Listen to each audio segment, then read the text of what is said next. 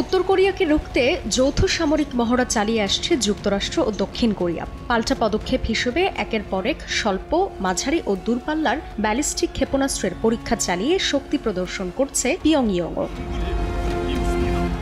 জাতিসংঘের নিষেধাজ্ঞাকে বুড়ো আঙুল দেখিয়ে মঙ্গলবার আবারও ভারী পরমাণু ওয়ারহেড বহনে সক্ষম ক্ষেপণাস্ত্রের পরীক্ষা চালিয়েছে উত্তর কোরিয়া। দেশটির দাবি 4.5 টন ওজনের একটি বিশাল ওয়ারহেড সম্পন্ন ক্ষেপণাস্ত্রের পরীক্ষা চালানো হয়। নাম হাওয়াসংফো 11।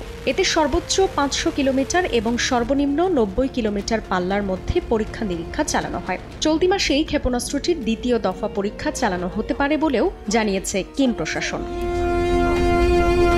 এর মধ্যেই কোরীয় স্থল সীমান্তে গেল 6 বছরের মধ্যে সবচেয়ে বড় সামরিক মহড়া চালিয়েছে দক্ষিণ কোরিয়া। অত্যাধুনিক রকেট, আর্টিলারি, কামান, গোলাবর্ষণ সহ আত্মরক্ষায় সব ধরনের কৌশলগত পরীক্ষা চালায় দেশটির সেনারা। নগদের কাছে সব গ্রাহকই প্রিয়, তাই তো সারা দেশে ক্যাশ আউট চার্জ সবচেয়ে কম।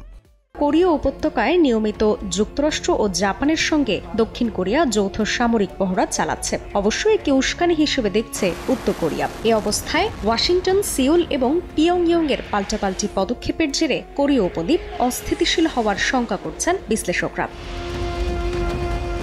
জান্নাতুল সাদিয়া, সময় সংবাদ।